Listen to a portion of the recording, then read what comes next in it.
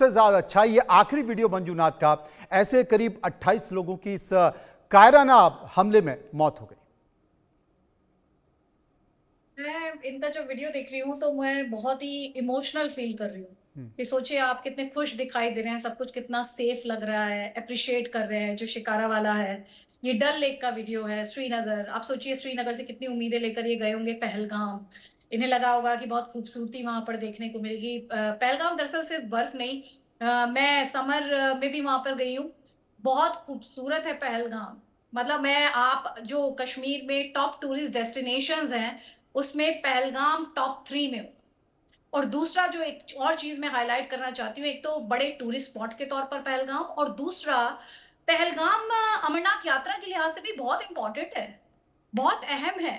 इस बात को आप समझिए कि अमरनाथ यात्रा होनी है अब से कुछ महीनों में, और उससे पहले ये कायराना हरकत, ये कायराना हमला किया गया है। तो पहलगाम एक तरफ टूरिस्ट स्पॉट है, दूसरी तरफ अमरनाथ यात्रा, महादेव की यात्रा से जुड़ा हुआ एक बहुत इंपॉर्टेंट बेस कैंप है। और ये टेरराइज करने की कोशिश है। आप सोचें 27 जान गई हैं, उसके बाद ये खुली चुनौती है कि तुम करके दिखाओ, तुम पहलगाम यात्रा ऑर्गेनाइज करके तुम अमरनाथ यात्रा ऑर्गेनाइज करके दिखाओ। ये एक ओपन चैलेंज है।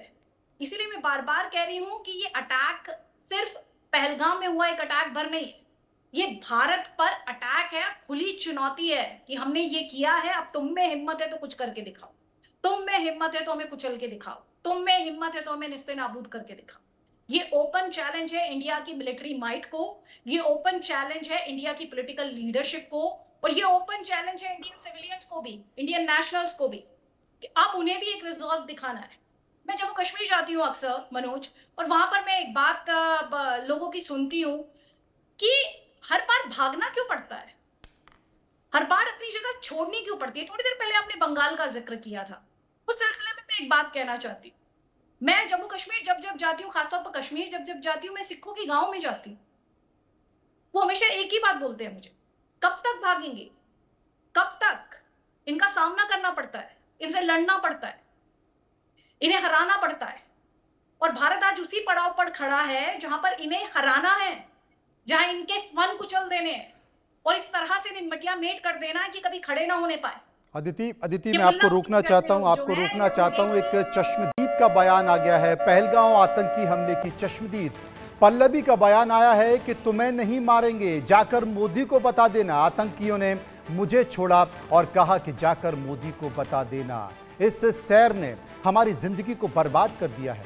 गोलियां चलाने वाले ने कहा कि जाओ, तुम्हें नहीं मारता, जाकर मोदी को बता देना। पल्लवी जो कि पत्नी है मंजूनाथ की और बेटे के साथ वो शिवमोगा घूमने गई थी। पल्लवी ने कहा है कि दोपहर का लगभग 1:30 बजे था जब हम आराम से घूम रहे थे पहलगांव में, अचानक वहां पर गोलियां चली और मैंने अपने पति को अपनी आंखों के सामने जमीन पर गिरते देखा।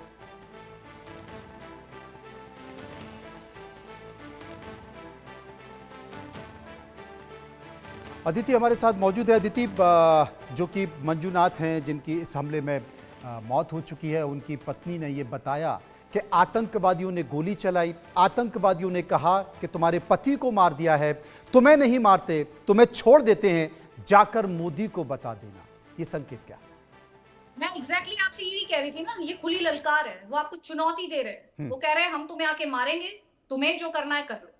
अभी आप जिन पल्लवी जी का जिक्र कर रहे हैं, इनका दरअसल एक और वीडियो है, एक और वीडियो है जिसमें ये एक और महिला के साथ है, इनका बच्चा घूम रहा है, इधर से उधर भटक रहा है, समझ नहीं आ रहा है कहाँ जाए। वो वीडियो आप देखेंगे, बहुत वायरल हो रहा है वो वीडियो। हालांकि जिस व्यक्ति ने वो वीडियो शूट किया, मुझे लगता है पुलिस को उससे भी एक बार पूछताछ कर लेनी चाहिए, क्योंकि जब इस तरह से लाशें बिखरी हों, लोगों की बॉडीज इधर उधर हों, तो वीडियो नहीं बनाया करते, उनकी मदद करने की कोशिश की जाती है।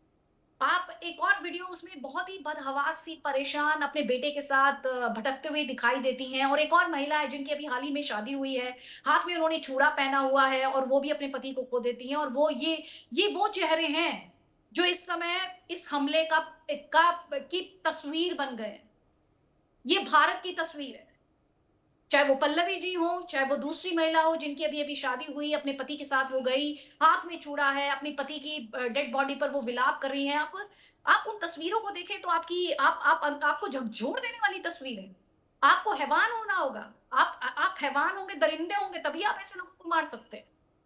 और ये जो मैं आपसे पहले कहना चाह रही थी, आप समझें पाकिस्तान क्यों ये सब कर रहा है। एक तो वो कश्मीर को इंटरनेशनलाइज करना चाहता है, और दूसरा जो उसके घर में उसकी पिटाई हो रही है, जो बलोच उसे उसकी सेना को मार रहे हैं, जिसने अपने सैनिकों की शहादत को ऑन नहीं किया, वो देश है पाकिस्तान। बलोच आर्मी ने उसके 250 से ज्यादा सैनिक मार दिए। जिस फौज ने अपने शहीदों को ऑन नहीं किया था, हम उस फौज से टकरा रहे हैं। ना उसके पास वैल्यूज है, ना उसके पास प्राइड है, क्योंकि प्राइड होता तो 93,000 सैनिकों की पतलूनें उतरवाने के बाद, ये कोई मैं मजाक में नहीं कह रही, ये वेल डॉक्यूमेंटेड है। जब भारत के सामने उन्होंने सरेंडर किया तो बाकायदा उनकी पतलूनें उतरवाई गई थी। एक ऐसी आर्मी जिसमें ना प्राइड है, और वो उसका जनरल जो कि खुद को हाफिज कुरान कहता है, जिसे मैं मुल्ला मुनीर कहती हूँ, और मेरे जैसे कई लोग हैं जिसे मुल्ला मुनीर कहते हैं, वो आकर ये कहता है कि पाकिस्तान की तो शौर्य गाथा है। 93,000 सैनिकों का सरेंडर झेलने वाली, बलोच फाइटर्स के हाथों पिटने वाली सेना की शौर्य गाथा है। पाकिस्तान एक मिसाल है दुनिया भर के लिए। भाई कैसी बातें करते हो, कैसी बातें करते हो। ये और बड़ा इसीलिए सवाल है, ये बड़ा सवाल है कि पाकिस्तान अपने घर में घिरा हुआ है, तालिबानियों से पिट रहा है, बलूच से पिट रहा है, वहां पर खाने को रोटी नहीं है, महंगाई लगातार बढ़ रही है। भारत अंतर्राष्ट्रीय मंचों पर अपनी उपस्थिति दर्ज कर रहा है, आर्थिक तौर पर लगातार वो एक बड़ी शक्ति बन रहा है, और शायद यही कारण है कि वो पाकिस्तान से देखा नहीं जा रहा। इसलिए पाकिस्तान इस तरीके से कायराना हरकत कर रहा है, हमले कर रहा है और खुली चेतावनी